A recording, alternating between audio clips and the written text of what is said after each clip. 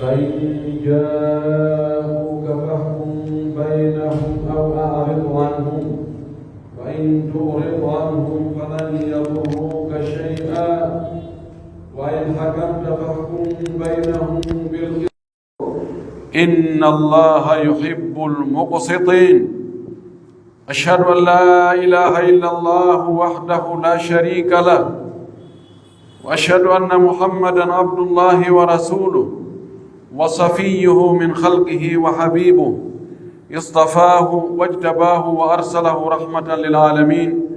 وهداية للمتقين. أشهد أنه قد بلغ الرسالة ونصح للأمة وأدى الأمانة وجاهد في الله حق جهاده وعبد الله حتى أتاه اليقين. اللهم صل وسلم وبارك وأنعم عليه وعلى آله وأصحابه ومن سار على منهجه واتبع سنته إلى يوم الدين. عباد الله، اتقوا الله تعالى حق التقوى وامتثلوا أوامره واجتنبوا نواهيه، واعلموا أنه لما هاجر النبي صلى الله عليه وسلم إلى المدينة أرسى قواعد التلاحم والوئام بين الأنصار والمهاجرين، ولم يقتصر على المسلمين، حيث كتب وثيقة تاريخية للتعايش السلمي بين المسلمين وغيرهم تحفظ الحقوق وتقرر الواجبات وتصون الحريات. جاء فيها أن كل من كان بين أهل هذه الصحيفة من حدث أو خلاف فإن أمره إلى الله وإلى النبي محمد صلى الله عليه وسلم. يتي الله سبحانه وتعالى تدو مونو تو سنيدو حندو يتede moƴƴiɗo e meɗen waɗi en ɓiɓɓe adama tedduɓe, waɗi en julɓe, waɗi en kam moftanelaaɗo muhammadu sallllahu alayhi wa sallam. moƴƴori e meɗen nemaji limugol andata ittiri majji. en yettimo ko kanko wi'i ka deftere makko o yewti nelaɗo makko on muhammad ibne abdillah o makisi ɓeeɗo ɓe wona julɓe ɗum ko alyahuduɓe ɓen. si ɓe ari kama ya ñaawo hakkunde maɓɓe hiɓe yeddodiri, yawawi ñaawugol hakkunde maɓɓe, ñaawira alqur'ana on e sunna on. ma tertoɗa inna joni yoɓe yahu ɓe ndaara toon mawɓe gori maɓɓe ɗin e defte maɓɓe ko ɓe yimɓe diina, yoɓe yahu ɓe ñaawoya hakkunde maɓɓe toon hiɗa suɓina. si a tertike ɓe a ñaawali hakkunde maɓɓe ɗum lorratama yunde, kono si a ñaaway non hakkunde maɓɓe ñaawir hakkunde maɓɓe nunɗal, hara ko jon goonga kan jonnutoɗa goonga mum. tooñuɗo on yewtoɗama o tooñi, sabu honɗum allah subhanahu wa taala no yiɗi ñaawoɓe nunɗa e ñaawore muɗum, jonnita jon goonga kan goonga mum, jonnita tooñuɗo on andina mo wonde o tooñu. en yetti allah wiɗo ɗum o nelaɗo meɗen on o aya ɗo koye suratul maida o woni, ko kanko watti aya 44. hiɗen seedo wonde ko rewete e hoore goonga tawa nafay rewɗo on lorra mo rewali, ko o allah subahana taala cippinɗo o aya ɗo cippini alqur'ana on cippini defte goo, ko kanko tun woni reweteɗo, o ala ɗimmo o ala tammo. hiɗen seedano nelaɗo meɗen muhammad ibne abdillah ibne abdilmuttalib, hiɗen seedanomo nelal ngal ko allah nelimo, ko annabajo, ko o nulaɗo, ko kanko hombi nule ɗen. hiɗen seedanomo wonde o yottinno nulal ngal, o laaɓani moftode reedu, o ɓangini, o laɓɓini no allah hoolornomo nelirimo noon o timmini hoolare nde. yen tori allah yo allah juula e makko, juula e sahabaɓe makko ɓen fof, wattida e maɓɓe, hisina en kisi e duumiɗo. allahumma amin. musidɓe julɓe tedduɓe jiyaɓe allah moƴƴuɓe, mi wasi yo hoore an taho min, onon kadi mi watta on ɗon yo e huɗo allah subhanahu wa taala hulen Allah towɗo hulirenmo jogitagol ko yamiri en yo en waɗu kon waɗen hulirenmo accugol ko haɗi en kon ko haɗi en ko hajindi en kon tertoɗen ɗum fes wallinen ɗum to kañum ko haali ko ɗum ɗo woni malal iwtire mbawa nelaɗo makko on rewiren mo kanko Allah no o yiɗiri noon no o yamiri yo en rewirmo noon sen waɗi ɗum hara en malama Allah arsuku en waɗugol ɗum allahumma amin anden haray nelaɗo meɗen sallllahu alayhi wa alihi wa sallam nde wonno ko kanko woni hombirɗo nulaɓe ɓen on ko kanko timmini e hoore zamanu buy no woodi hakkunde makko ɗon e dargal ngal daragol tawi no hato jini e sharia gasay ɗo gollitirede moƴƴina alhaali yimɓe ɓen ka gurdam maɓɓe e ka diina maɓɓe fof ɓaawo nelaɗo feri ko wiyete ferɗu ko eggugol e nokkure yaha e nokkure ɓaawo feri o yowi makka o seenike madina tawde o newnanama Allah newnanimo tawi makka wela wonandemo sattede waɗi tampere waɗi lette waɗi yawre waɗi tooñe waɗi ko waɗi ardiɓe ɓe fewjoɓe ɓe laamiɓe ɓe ko ɓe yiɗa diina ɓe yiɗa ɓuttu ɓe yiɗa nunɗal ko tooñoɓe ko baawal ɓe hollata tawi nelaɗo e hoore muɗum kanko tigi ɓandu makko ɗum daɗali tawi ko yendegol ko ño'egol ko aybinegol ko hayfinegol sahabaɓe makko ko yo piye woɓɓe warama woɓɓe raɗama satinama Allah subhanahu wa ta'ala eltanimo takamɓe ɓe madina ɓe ƴettidi aadi wonde so o yahi toon ndeyi ha nde goɗɗo no hewtamo haray ɗo kamɓe e ɓeygure maɓɓe e jawle maɓɓe lanni ɗum ɗo ko wattire ɗum mbawata so hewta nelaɗo newnana yo feru o feri ɓawo hewtoye madina o tawi communauté ji wonɗi toon ɗin ko communauté ji sertuɗi o yaadi e woɓɓe ɓen ɗon ko ferɓe ko hoɓɓe o tawi ta kamɓe ɓen no toon wernuɓe ɓen jeyɓe nokkuji ɗin ɓen ɗon no waɗi pecce ɗiɗi feccere goo gomɗini jaɓanimo feccere goo ko heferɓe woni communauté ji tati o tawi communauté goɗɗo gono toon alyahuduɓe ɓen ari no hoɗi toon en salike gori tati moɗanaɗi ari toon banu Qaynuqa banu Qurayza banu Nadir ɓeeno toon ɓeeno ko andiraɓe jogagol jawdi ɓe jogino jawdi moƴƴi ɓe jogi gandal kadi andugol ko honno remirte ko honno piiji moƴƴinirte ko honno développement waɗirte hiɓe ɗuuɗi kadi ko ɓe joomiraɓe diina iwruka ka asama kadi tawi ɓeɗo wattirtake ɓaawo ɓe yejjitatake sa wi a martinayi gaynowo on golle maɗa en gasata ɗe yarata yeeso joni hino communauté ji nayi communauté goɗɗo go sortoyi toon ɓe jeeya hiɓe hakkude julɓe ɓen e heefere ɓen ɓe woni hakkude ɗon ɓe wiyete almunafiquna tawi o composition o société ɗo ɗum ɗo ko joguidirta ɗum ɗo hara piiro waɗali guere waɗali tooñe waɗali ko ɓe sharia waɗe moɓe fof ɓe haldi ɓe fotti e hoore mum nelaɗo windi on tumati noon ko jangueten ɗo yeeso arsa qawaida attalahumi wal wi'ami o tabintinni o tuti o feŋi tugale nangodirgol jogodira suudodira pottal nene goto yaga o waɗi ɗum ɗon hakkude ta kamɓe ɓe madina e ferɓe hoɓɓe ɓen tawa ko julɓe ɓen taw ɗum waɗi al ikhau bayna al muhajirin wal ansar o siɗɗidiri o waɗi nene gotoyagal hakkude hoɓɓe ɓe e ta kamɓe goyna kaari an e kaari ko on woni siɓɓe an kadi kaari e kaari on woni siɓɓe an kadi kaari e kaari on woni siɓɓe ɓe gandi ɗum ɗon wanno batte molanaɗo tawi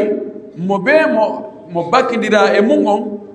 fayda ko mari kon fof koɓe sendu nde gandi goɗɗo e maɓɓe wiino ha joni ko en nene goto joni noon lamari sonnaɓe ɗiɗo an a dogi a ci sonnaɓe ma ɓen to a ari ɗo komi faala ndaaru suɓoɗa goɗɗo e maɓɓe ɓuranɗoma wo mi accitama o eddino edda timma on tumati jombamo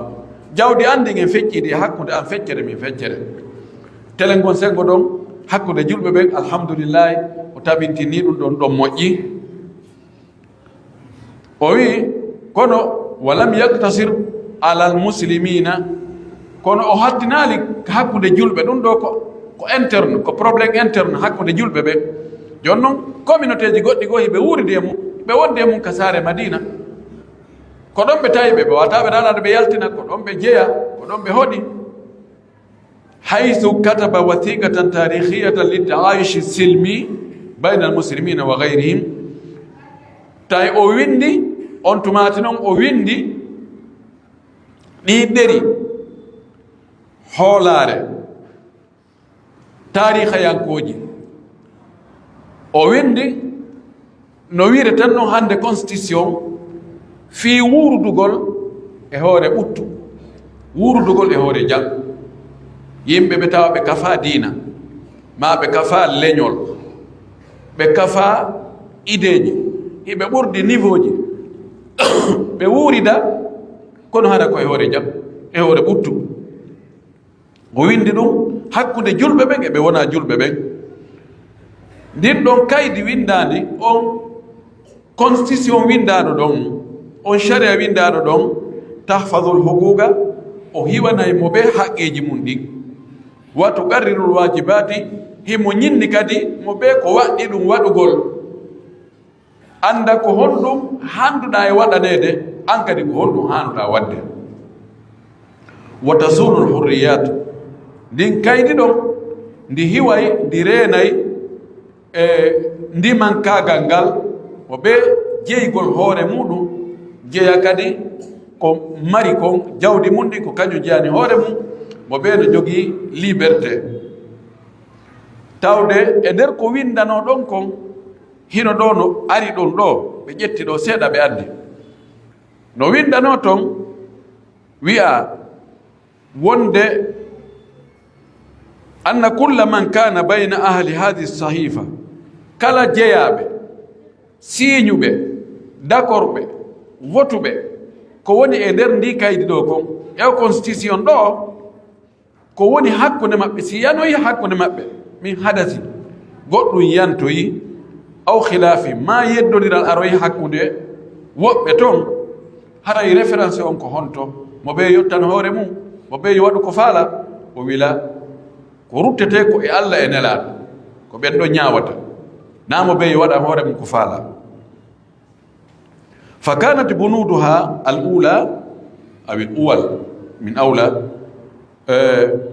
تقرر إقامة العدل بين الناس والتقاضي بالقسط ونصرة المظلوم calɗi o constitution ɗo ma bandiji mum ɗin eɓɓoreji eɓɓaɗi ɗin arani ɗin ko fuɗɗora kon taw ko fi hiwgol sécurité o fi ɓuttu fi jan sabu ko winda toon kon e bandiji arani ɗin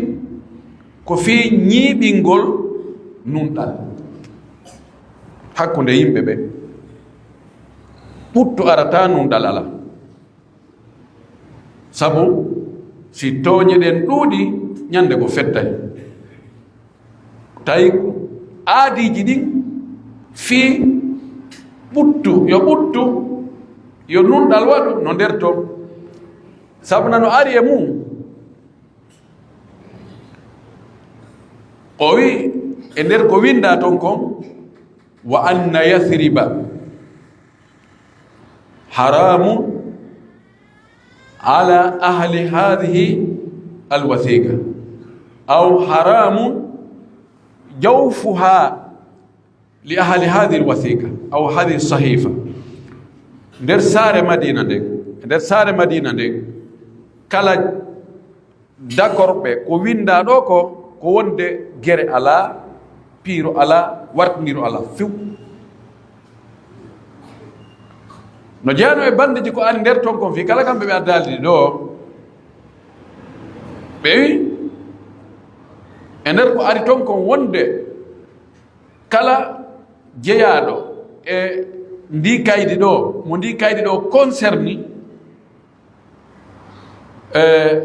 wota o wallu ayɓe iwroɓe yaasi ɓe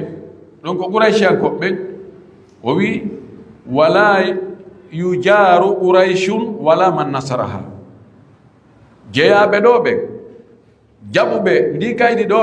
ɓay Quraysiyankoɓe ɓen ko toñoɓe ko jaggitoɓe ko raɗiɓe nelaɗo sallah sallam raɗi sahaba ɓe tamo wernaɓe ɗo de tamo wallitoɓe ɗo de kala wallitiɗo Quraysiyankoɓe kadi yoɓe wattide no jeeya e ko arno ton kon ko wonde yani ko himmi moƴƴi o wi wa anna hadha alkitaba la yahulu duna zalimin aw athimin o windi kaydi ɗo e windindi wonde ko jang ko ɓuttu wona yen toñidiri kono ndi haɗata noon mo toñoyi be o ñaawe o jonnite toñe makko ɗe so waɗi ko boni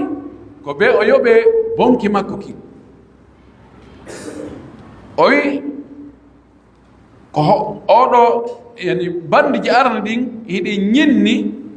nunɗal hakkude yimɓe ɓen wattaqadi bil qisti e ñaawugol ñaawore nunɗude si yimɓe ɓe ñaawete hakkude mum justice o koye wono nunɗuɗo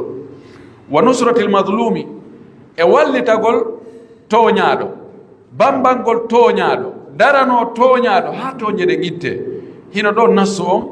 o wi wa anna almuminina almuttaqina ala man baga minhum aw ibtaga kabirata zulmin aw ithmin aw udwanin aw fasadin bayna almuminin wa anna aydiyahum alayhi jami'an walau kana walada ahadihim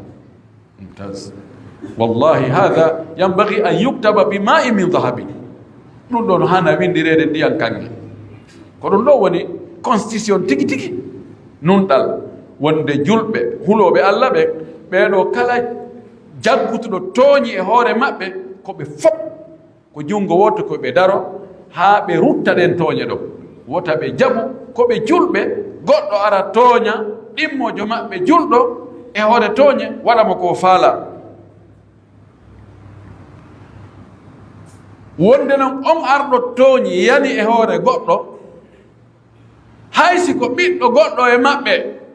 ko ɓe fopp koyeɓe daro ko babajo on tigi arata taw wiya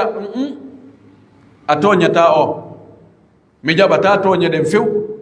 ko ɗum ɗo ñinnata ñawore koyo ardiɓe ɓen tigi hooreɓe ɓen fewjoɓe ɓen kohoɓe ɓen kummaluɓe ɓen ko ɓen taw fuɗɗete e sharia on rewne e hoore muɗum ma rewne e hoore ɓiɓɓe muɗum ma rewne e hoore siɓɓe muɗum hara e gasi ko lutti kon ina he ɓay hay ɓiɗɗo makko hay nene goto makko o accaaji andi en luttuɗo itti e sikke ɓeydi haysi ko ɓiɗɗo goɗɗo e meɗen datake neno ɓay ko ɓiɗɗo kaari en ala ko wawɗen tertoɗen ko ɗum ɗo no windano nder toon o wi wa hakada ko wano ni arsal rasulu sallah sallam qawaid al mujtama'i al jadidi fi l madinati ala ususin rasikhatin wa mabadi'a shamikhatin min makarimi al akhlaqi wa mahasini al a'mali liyakuna tatbiqan amaliyan limabda'i al ta'ayushi as-silmi wa at-tamazuj al mujtama'i liyata'awana afradu al mujtama'i ala ikhtilafi thaqafatihim wa mu'taqadatihim ala al bina'i al hadari o wi ko wano ni nelaɗo men sallah sallama fempiri tabintinniri ñiiɓiniri ɗe tugale e o jama keso ɗo nde mojobere heyre ɗo o société keso ɗo jogiiɗo composition ji sertuɗi ka culture ka naamuji mum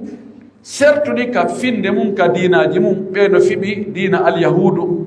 ɓeeno fiɓi diina l'islam ɓeeno fiɓa diina wi diina ala kono fof ɓe woni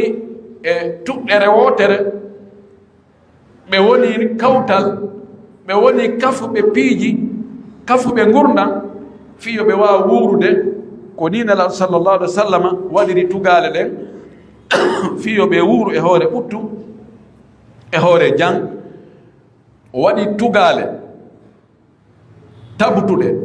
ɗe ɓoratako hiɗe toowi hiɗe teddi hiɗe mawni no e majje jogagol jikkuji tedduɗi gollodiral labangal ɗum ɗo woni golle pratique na ko winda tun par ce que windugol ngol tun si ko winda ko hutoraka nafata e hunde leyɗe boy no jogii sariyaji ɗin hara ɗi moƴƴi hiɗi haaɗi tooñe hiɗi darani tooñaɗo o hiɗi jonni liberté kono si gollitiraka na sharia o ar dara en namin a gollitira ila way ɓe gollitirta ɗon ɗo waɗi ɓe wuuri gurdam wonduɗam e ɓuttu jillodiral ɓeeɗa naftora ɓeeɗa yeeya ɓeeɗa sooda e juuɗe ɓeeɗa jombana ɓeeɗa esira e ɓeeɗa gollana ɓeeɗa sifanu woni jillodiral woni gurdan collectif ha andiraɓe firtugol aadi ɓe gatti firtude aadi alyahudu ɓe firti ɓe bonni bandiji ko haldanoga ko kamɓe ɓe firti ɓe wallitoyi ɓuraysiyanko ɓen taw ɓe yehi ka maɓɓe ɓeyni o doguɗo kamon ga ɓay o yehi kamen mi faala ye régil o ko gaño kafaɗo ni minen do meɗen nder toon min wona 5e colonne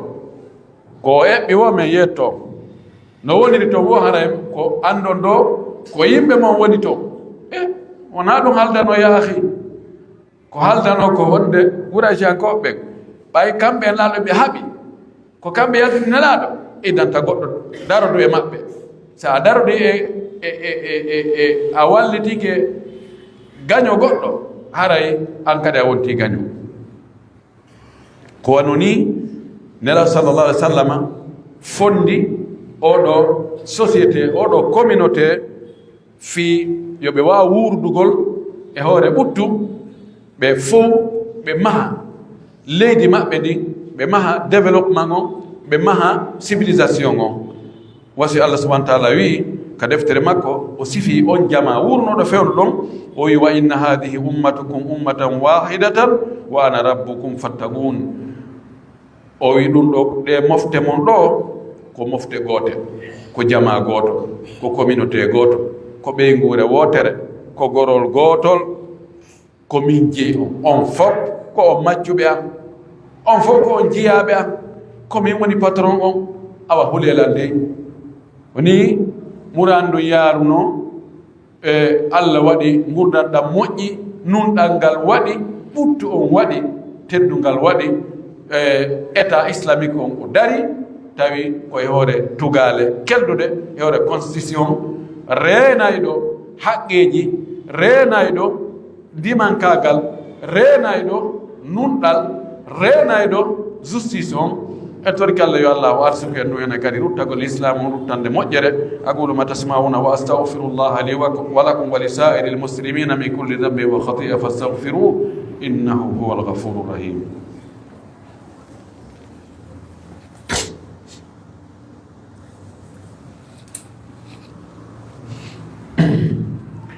الحمد لله رب العالمين أشهد أن لا إله إلا الله وحده لا شريك له ولي المتقين أشهد أن محمدا عبد الله ورسوله اللهم صل وسلم وبارك عليه وعلى آله وأصحابه ومن سار على منهجه إلى يوم الدين عباد الله، إن عمل النبي صلى الله عليه وسلم بعقد معاهدة بين المسلمين وغيرهم هي بمثابة الدستور في زماننا، فقد أنهى فيها القبلية لقول الله تعالى: إنما المؤمنون إخوة فأصلحوا بين أخويكم واتقوا الله لعلكم ترحمون. فالدستور عبارة عن القانون الأعلى الذي يحدد القواعد الأساسية للدولة ونظام الحكم وشكل الحكومة، وينظم السلطات العامة فيها من حيث التكوين والاختصاص والعلاقات بين السلطات وحدود كل سلطة والواجبات والحقوق الأساسية للأفراد والجماعات، ويضع الضمانات لها تجاه السلطة. فالدستور ضروري في حياة الإنسان لأنه يحقق لكل مواطن ما له من الحقوق وما عليه من الواجبات. أن يتي الله سبحانه وتعالى تقول دي ويندر تقول دي فو كانكو تون هيدن سيدو كو كانكو تون وني ريوتيدو كادي باي كو كانكو تون تاغي هيدن سيدا نون لا محمد صلى الله عليه وسلم كو جيادو الله كو نولادو الله يالله جولي ماكو جولا صحابه بن فو واتي داغي مابbe hisna kisi duumido اللهم امين. musidɓe julɓe tedduɓe jeyaɓe allah moƴƴuɓe, anden ɗe golle ko nelaɗo waɗi ɗo ɓaawo ɓangagol makka o seeno madina, o siɗɗina hakkunde ferɓe ɓen e takamɓe ɓen, hoɓɓe e takam. O waɗa oɗo constitution ngal aadigal ɗo o haldi fotti ɗo, o windi ɗum ɗo, jama on fewjoɓe ɓen fof e gori ɗin fof e communauté ji ɗin fof ɓe ari ɓe wi hi meɗen jaɓi, minen e yimɓe amen ko woni ɗo ko meɗen jaɓi ɗum ɗo. hakkunde julɓe ɓen eɓe wona julɓe, ɗum no wayi no eɓɓire hande e constitution ji fewndiri ɗin fewndo men ɗo. ko konti ko constitution o waɗi fi kala ɗum joni mbi ɗum waɗa heɓi duuɓi wulure e duuɓi 100 e goɗɗum, kono ko ɗon wona e coppiyede ha joni waɗe constitution fi gérugol état on, gérugol yimɓe wonɓe ka état ɓen ɓe tawata ko leƴƴi sertuɗi, ko culture ji jogiiɓe culture ji sertuɗi, jogiiɓe dinaji sertuɗi, jogiiɓe niveau ji sertuɗi. o wi e o constitution ko nelaɗo waɗi ɗo, o haldigal ko nelaɗo waɗi ɗo, ɗum ɗo muli leƴƴiyagal tabal leƴƴiyagal koyo haɓe na noon leñol kan no woodi leñol mulatake. Allah subhanahu wa ta'ala konno wi inna khalaqnakum min dhakarin ya ayuha nnas inna khalaqnakum min dhakarin wa untha wa ja'alnakum shu'uban wa qabaila lita'arafu inna akramakum inda Allahi atqakum. wona leñol ngol mulete ko leƴƴiyagal. hono won leƴƴiyagal komi hinna joni min mi teddira fi leñolal ngol, min ɓay koye leñol jeeya kaariwol jeeya miɗo ɓuri o ngon fuu, ma mi waɗira nen sabu ko e ngol leñolal ɗo mi jeeya, mi teddiniri e fii ngol, mi tooñira fii ngol, mi heɓira faveur ji fii ngol, ma mi tooñire fii ngol, mi pottinire fii ngol, mi hayfinire fii ngol. ko ɗum ɗo woni leƴƴiyaga, ko ɗum ɗo l'islam woni jaɓaali. wi ko ɓuri teddude e moɗon wona wiyaɗo ko e kaari en o jeeya, ma ko ndimbaade ɗo o jogi, ma ko nokku kaari o jibina, na ɗum. ko ɓurɗo hulde Allah o ko on ɓuri teddude ka Allah. ko waɗa leƴƴi ko fi yo andidire, ande oɗo gorol makko ngol ko kaari en, ko ngal ɗengal ɗo o wolata, oɗa kadi gorol mum ko kaari en. kono wonde ɓay ko e ngol ɗo gorol o jeeya mo ɓuri jeeyaɗo e ngol gorol to, nelaɗo gayni ɗum ɗon few. holli wonde peesirgal ngal fi andugol ko hombo ɓuri moƴƴude, hombo ɓuri teddude, hombo ɓuri ɓuri handude e teddinede, ko ɓurɗo hulde Allah o, ɗum ɗo ko gayni ɗum ɗon few. heddi ko o gayni ɗo probléme ɓurɗo mawnude no jeeya probléme ji ɓurɗi mawnude ɗin leƴƴi yagal hollugol kañum ko kañum woni kange ko lutti kon fof ko baafata ko kañum woni soobe ko lutti kon fof ko sama kala neɗɗo teddinire fii tun ko e leñol kaare o jeeyata o hannda teddungal wona golle makko ɗe wona gandal makko wona wakkilare makko na jikku makko moƴƴo na hay fus ɓay tun joni awa ko e leñol kaarol o jeeya haray mo handi e teddungal on tigi o bugite o wikke o pottine o hayfine o jaasine ɓay ko e leñol kaarol o jeeya tawale sindarama naka jikku makko naka gandal makko naka golle makko wona ɗum ɗon waɗi mo ɗum ɗon ɗum ɗo ko tana molanaɗo ko ɗum memminno guereji ha memmini guereji mondial premier guerre mondial deuxiéme guerre mondial fof fuɗɗode mum nde ko wigo meɗen ɓuuri o be men laamu o be men holla on doole be men holla on mbawdi be wonon ley koyɗamen be ɗoftoɗon men be ha muñal ngal lanni fetti ɗo nelaɗo sallallah alih w sallam o addi lekki o ñawdi nawnare ɓurde mawnude e nder société e nder communauté sabu allah subahana wa taala kanko tigi o wi wonde julɓe ɓen koɓe woni wo koɓe siɓɓe ɓe wona goɗɗo gosinaɓe siɓɓe koɓe nene gotoɓe tu o wi moƴƴine nene gotoyagal ngal hakkude mon siɗɗankagal ngal moƴƴinengal hulon allah andon allah subahana wa taala ko yurmeteɗo no gasa son huli allah allah yurmina yo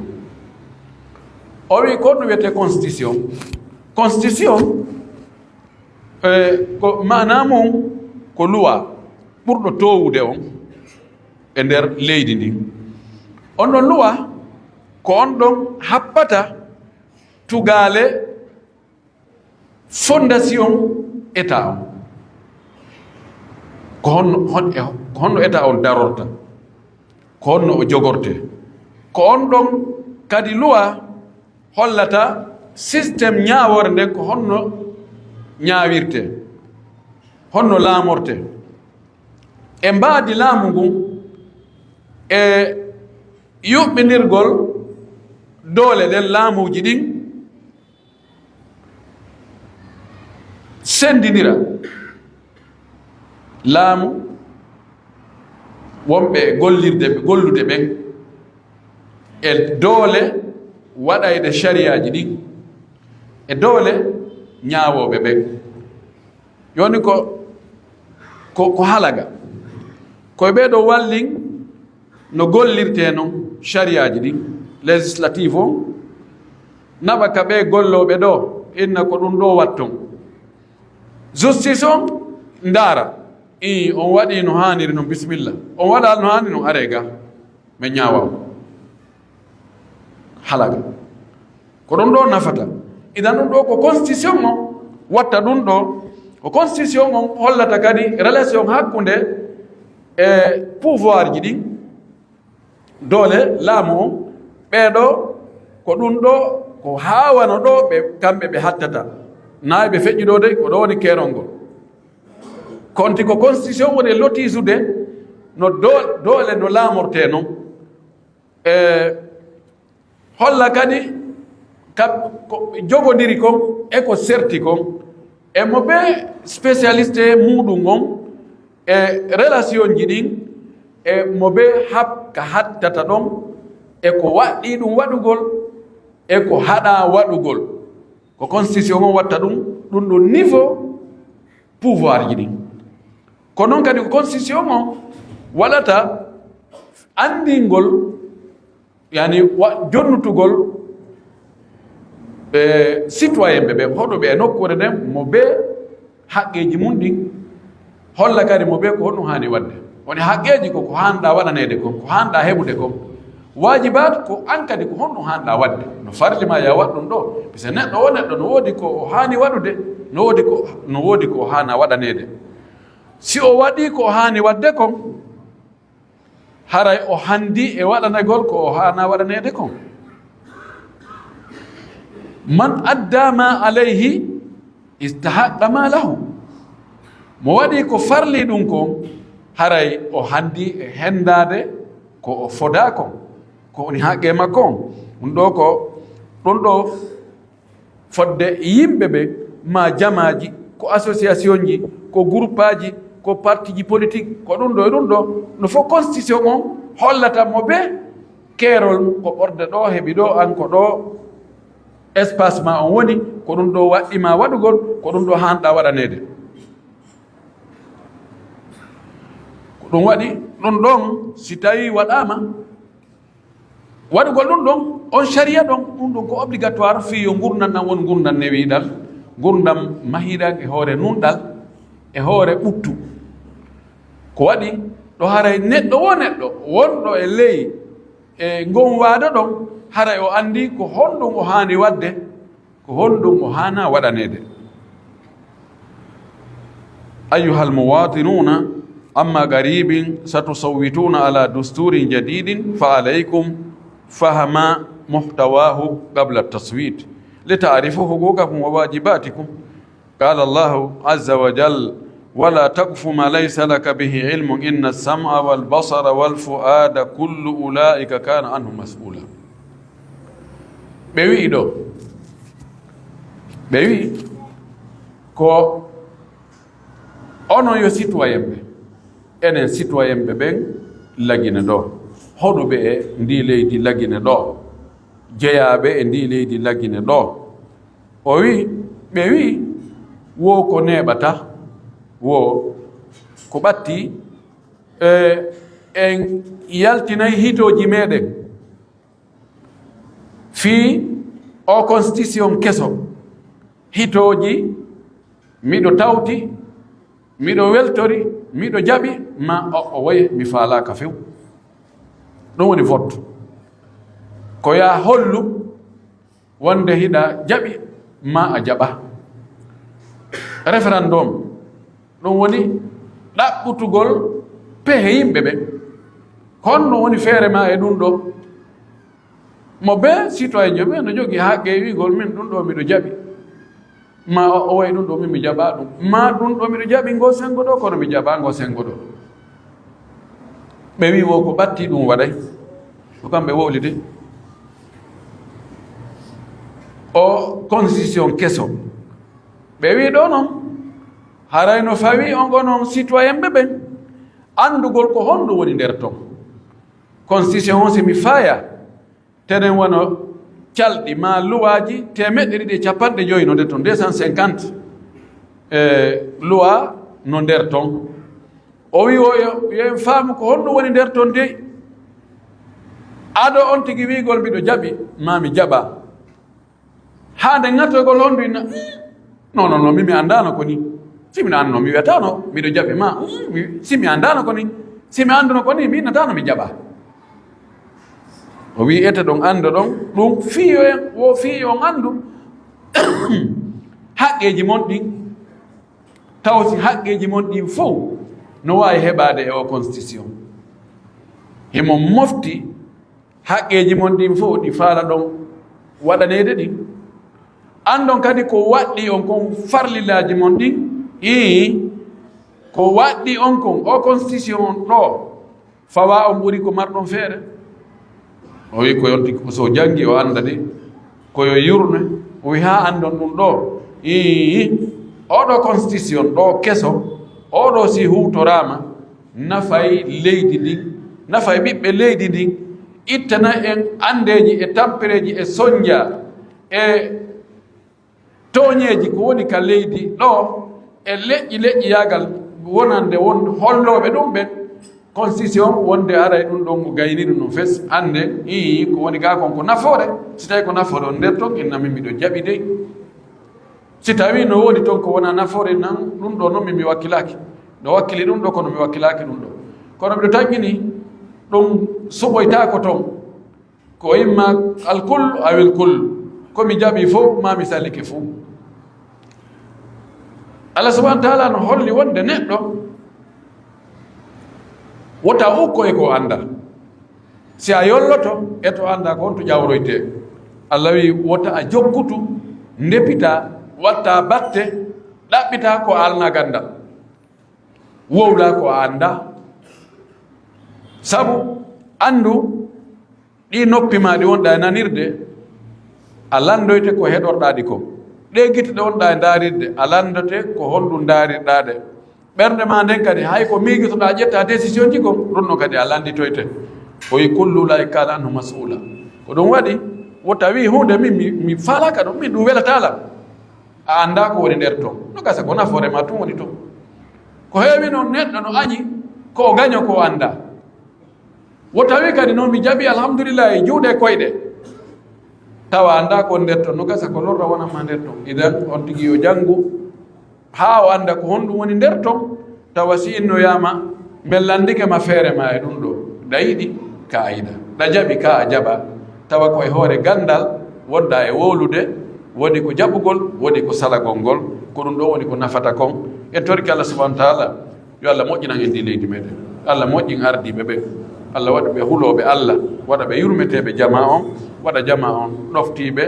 waɗa e moƴƴuɓe malaɓe naata ɓe aljanna torki Allah yo Allah dandu e guere ka leydi men ɗo toriɓe du'aji ɓen fof en torki Allah koɓe faala ko ɓe Allah no andi koɓe faala ko yo Allah okkorɓe faadeji maɓɓe daguiɗi ɗin fof yo Allah danduɓe koɓe huuli ko yo Allah okkor e yaajede e newede e ɓuttu e teddungal e gomɗinal torki Allah subhanahu wa taala yo Allah o ɓeyda ngel limanu men o o ɓeydana en yaajede men de o ɓeydana en teddungal men ngal torki Allah subhanahu wa taala yo Allah ɗe moƴƴuɓe naataɓe aljanna yo Allah yaafano mawɓe men ardiɓe ɓen naataɓe aljanna yo Allah fewnan e zurriyaji men ɗi yo Allah dandu en bone ayɓe men ɓe yo Allah sembin dina kam yo Allah sembin dina kam yo Allah sembin gonga on Allah sembin daraniɓe gonga ɓe torki Allah subhanahu wa taala kala faalaɗo moƴƴinande en ndi leydi meɗen yo Allah wonu balɗo makko kala faalaɗo bonnugol ndi leydi meɗen e tampingol e addangol albala uji en torki Allah yo Allah heeɗo hakkude makko e faade makko on Allah waɗa en moƴƴuɓe naata ɓe aljanna allahumma anta Allahu la ilaha illa anta subhanaka inna kunna min adh-dhalimin allahumma anta al-ghani wa nahnu ad-du'afa wa anta al-ghani wa nahnu al-fuqara wa anta ala kulli shay'in qadir allahumma anta al-awwal wal akhir wal zahir wal batin wa anta ala kulli shay'in qadir اللهم إنا نسألك بكل اسم هو لك سميت به نفسك وأنزلته في كتابك أو علمته أحدا من خلقك استأثرت به في علم الغيب عندك نسألك أن تجعل القرآن العظيم ربيع قلوبنا ونور صدورنا وذهاب همومنا وغمومنا وجلاء أحزاننا اللهم اجعله قائدا لنا وسائقا إلى رضوانك وإلى جنات النعيم اللهم ارزقنا تلاوته آناء الليل وأطراف النهار على الوجه الذي يرضيك عنا ربنا لا تدع لنا ذنبا إلا غفرته ولا دينا إلا قضيته ولا هما إلا فرجته ولا مبتلا إلا عافيته ولا مريضا إلا شفيته ولا جاهلا إلا علمته ولا عدوا إلا كفيته ولا ولدا إلا أصلحته ولا حاجة من حوائج الدنيا والآخرة هي لك رضا ولنا فيها صلاة إلا قضيتها ويسرتها وأنتنا عليها بمنك وجودك وكرمك أرحم الراحمين اللهم آمنا في أوطاننا اللهم آمنا في أوطاننا واصل أئمتنا وولاة أمورنا بمنك وجودك وكرمك أرحم الراحمين يا أرحم الراحمين اللهم اجعل ولايتنا في من خافك واتقاك اللهم اجعل ولايتنا في من خافك واتقاك اللهم لا تؤاخذنا بما فعل السفهاء منا اللهم لا تؤاخذنا بما فعل السفهاء منا اللهم لا تسلط علينا بذنوبنا من لا يخافك فينا ولا يرحمنا بمنك وجودك وكرمك يا أرحم الراحمين اللهم صل على محمد وعلى ال محمد كما صليت على ابراهيم وعلى ال ابراهيم وبارك على محمد وعلى ال محمد كما باركت على ابراهيم وعلى ال ابراهيم في العالمين انك حميد مجيد سبحان ربك رب العزه عما يصفون وسلام على المرسلين والحمد لله رب العالمين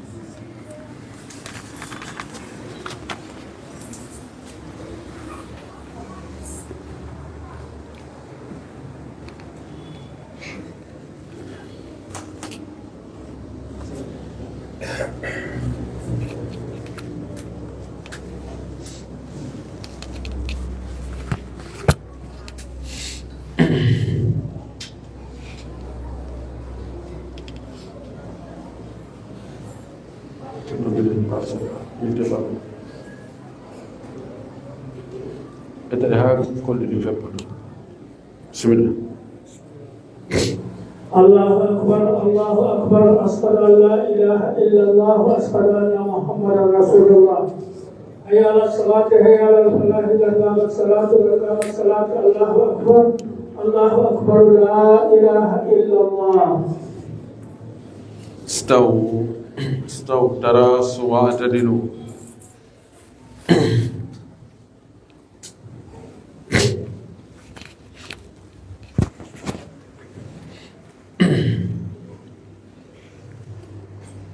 الله أكبر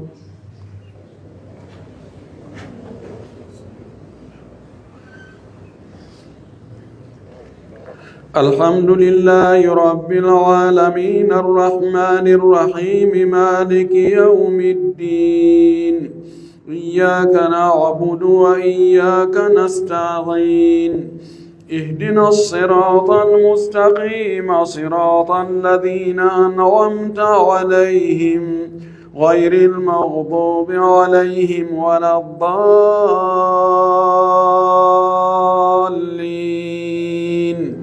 آمين.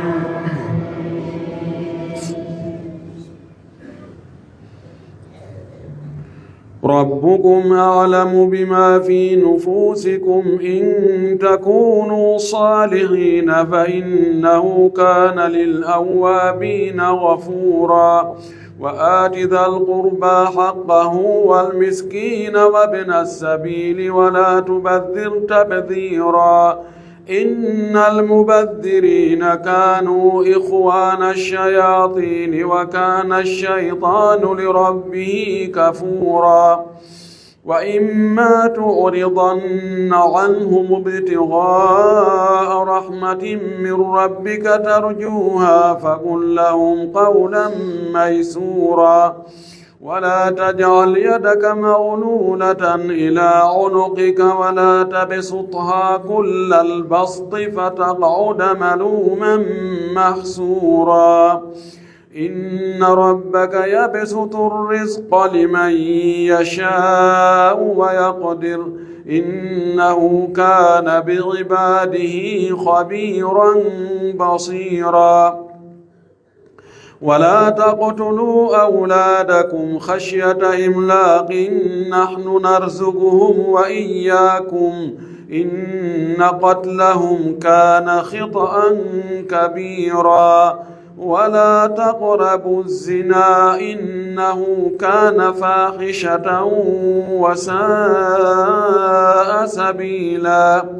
ولا تقتلوا النفس التي حرم الله إلا بالحق ومن قتل مظلوما فقد جعلنا لوليه سلطانا فلا يسرف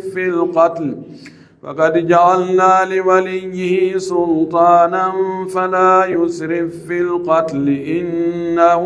كان منصورا.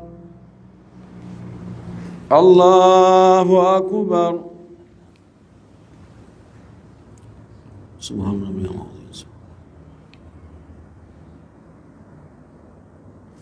سمع الله لمن حمده.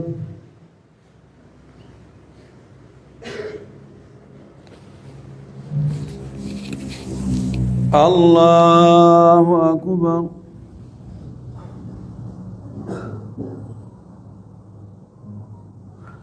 الله أكبر.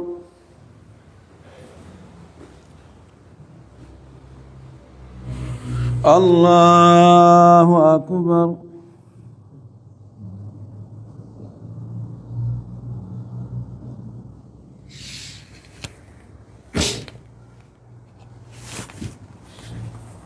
الله أكبر. الحمد لله رب العالمين الرحمن الرحيم مالك يوم الدين إياك نعبد وإياك نستعين اهدنا الصراط المستقيم صراط الذين أنعمت عليهم غير المغضوب عليهم ولا الضالين آمين.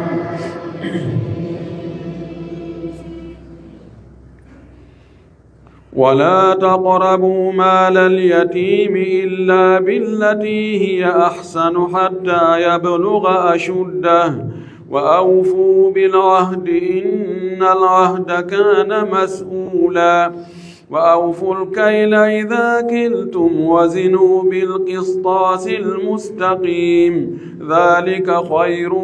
وأحسن تأويلا ولا تقف ما ليس لك به علم إن السمع والبصر والفؤاد كل أولئك كان عنه مسؤولا ولا تمش في الأرض مرحا إنك لن تخرج الأرض ولن تبلغ الجبال طولا كل ذلك كان سيئه عند ربك مكروها ذلك مما أوحى إليك ربك من الحكمة ولا تجعل مع الله إلها آخر فتلقى في جهنم ملوما مدحورا. الله أكبر.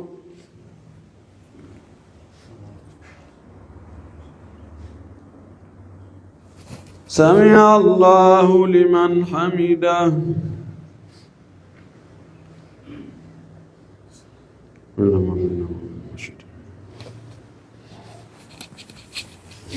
الله أكبر. سبحان ربي العظيم. الله أكبر. الله أكبر.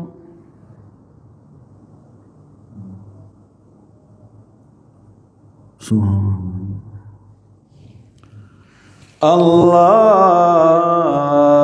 أكبر.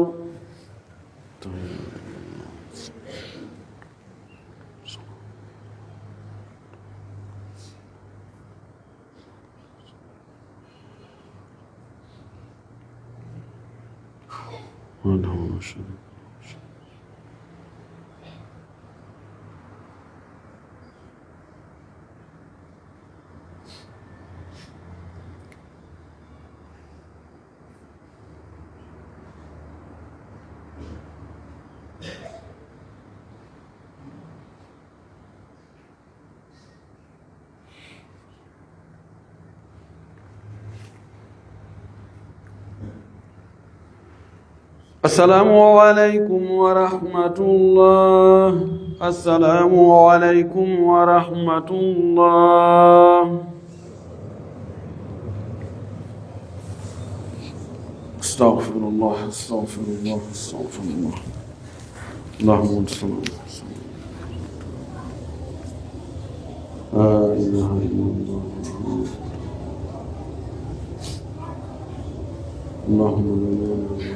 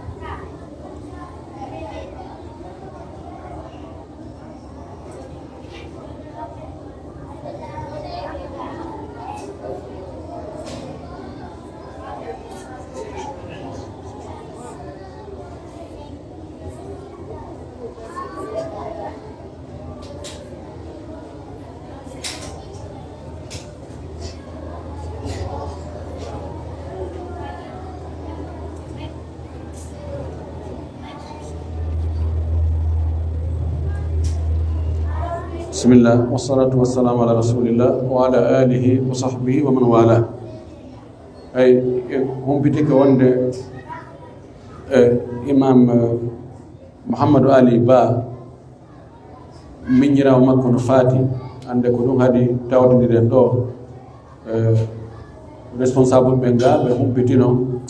immen den délégation ko tawde mabbe ton be wi haray wattingol ngol ko juulugol wattina ko ka baawo juma do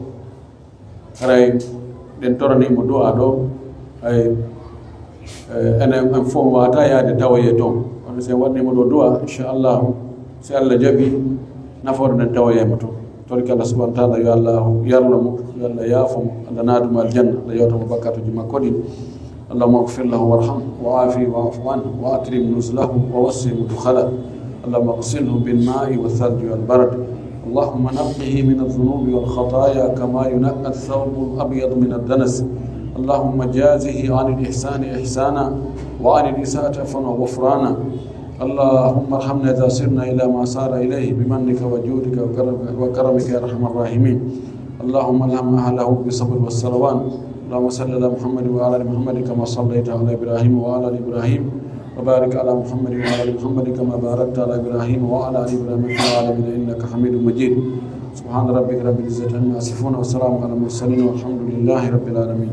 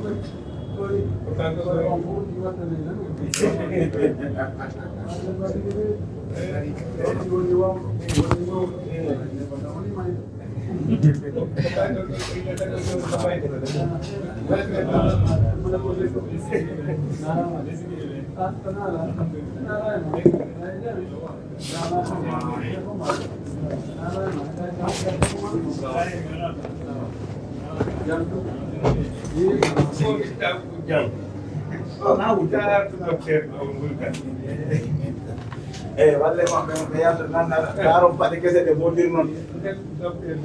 ay modi nan da basay mo ñaan ko le na modi di ma ko garde ya dan ko ma ko